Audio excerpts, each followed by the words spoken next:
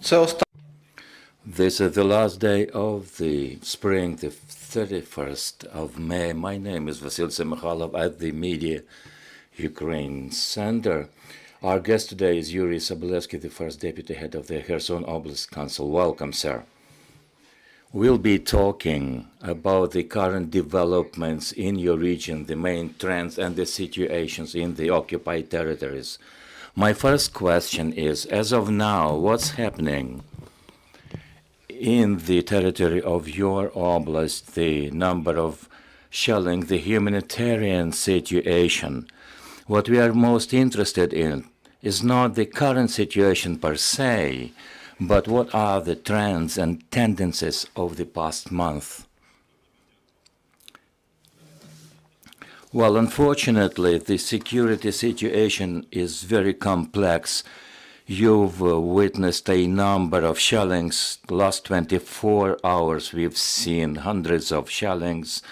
But in general, everything is relative because the number of projectiles that the enemy has used against us over the last 24 hours, 5 people were injured, 4 people were injured in the shellings, and the 5th person, unfortunately, underwent a number of traumas as an effect of the mine. But he had to go the operation, and his limb was amputated. Luckily enough, we haven't heard any injuries over the last couple of hours. As for the tendencies, the general situation is very complex. The enemy, unfortunately, has very strong capabilities of shelling us, and they're using the aerial bombs.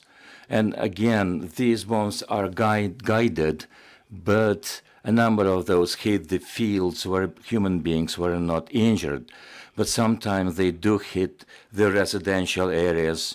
For example, we have got a number of people who were injured in those circumstances. As for the humanitarian situation, it is satisfactory, in my opinion, due to the humanitarian aid that the region is receiving and the system of distribution of such a humanitarian aid. Everything seems to be working. We are seeing people who are telling us that don't bring humanitarian aid to our district anymore. We've got enough supplies. However, I believe that we should continue with the humanitarian aid of the region. In the first place, I'm meaning the people who are in need of such a humanitarian aid. We should be aware that the region is a very dire circumstance. There are a lot of people who are in need. The local administration is doing a lot.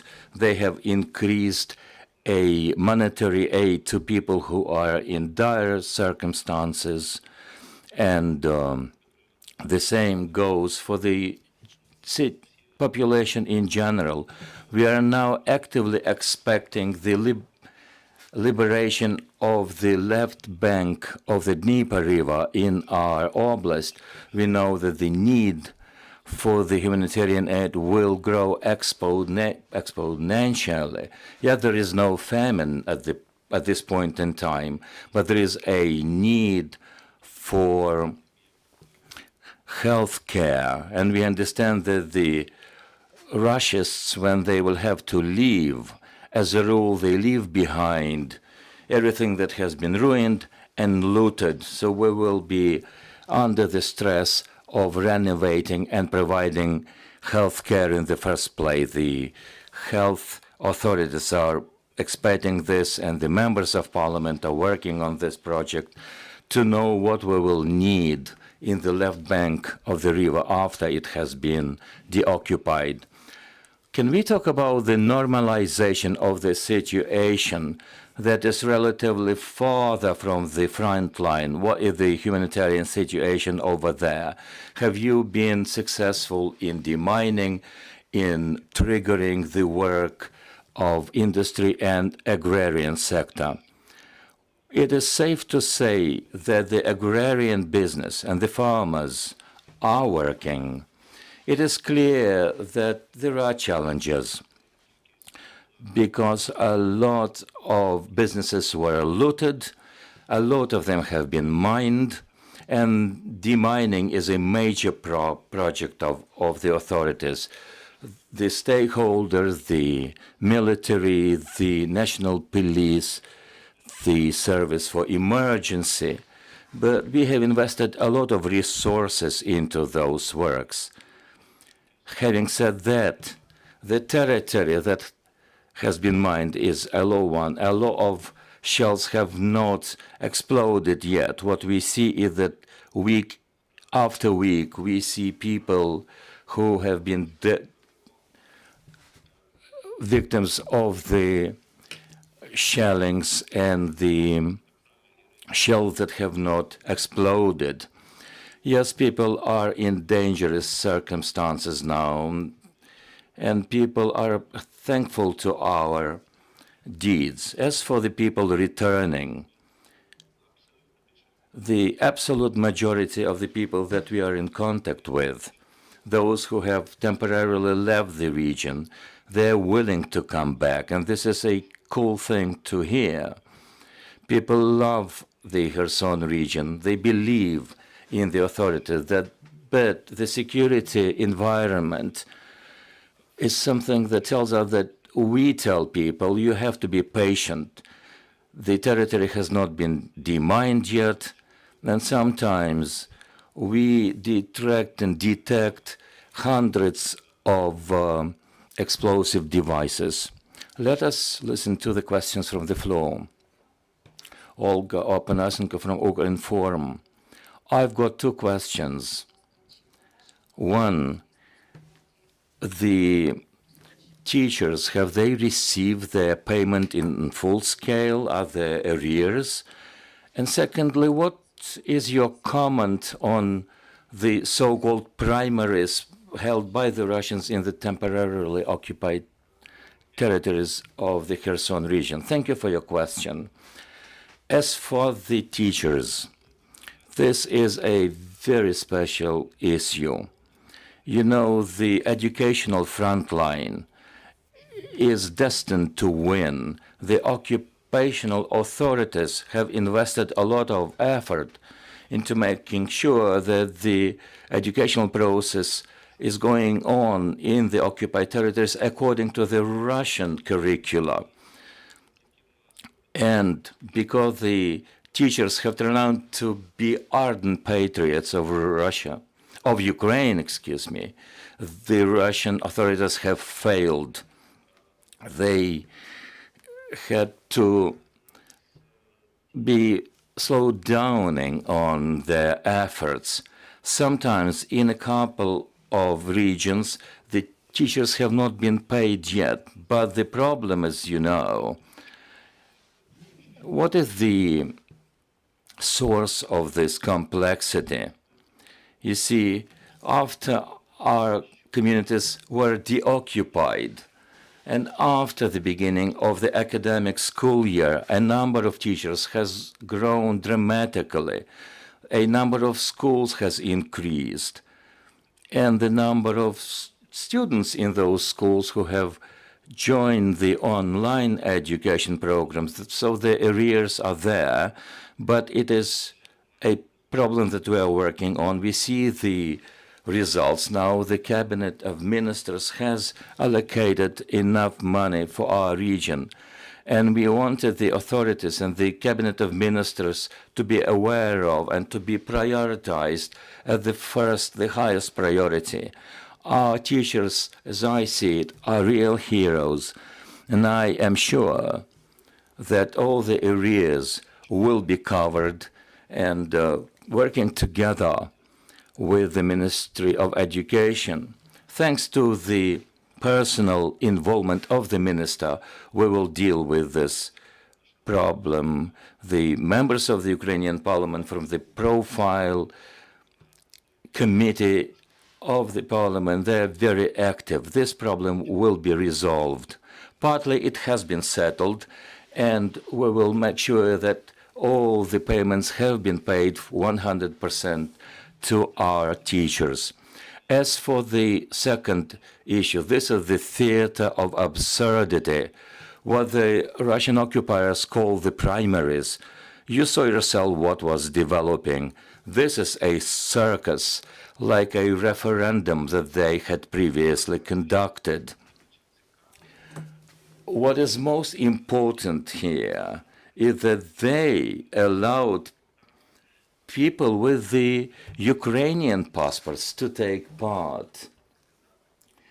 You see, it's an absurd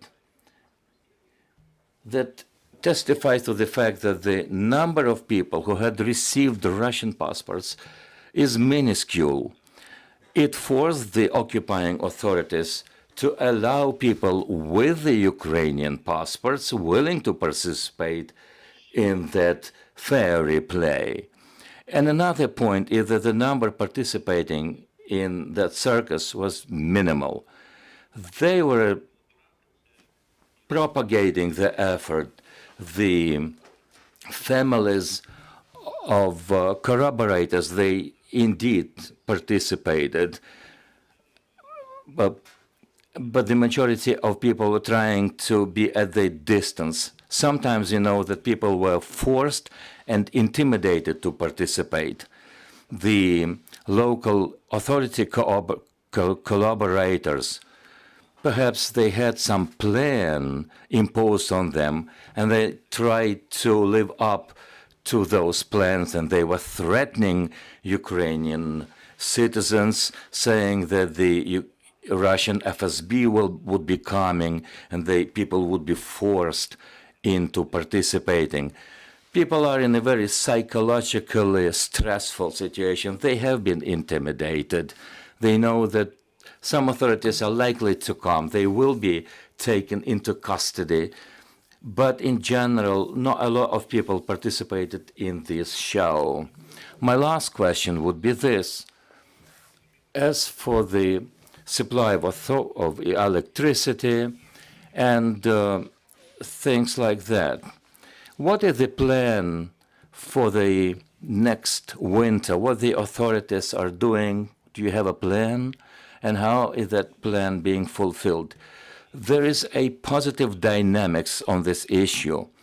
Our specialists and energy specialists, people working with the facilities, are heroes as well. Think of the circumstances under which they are working.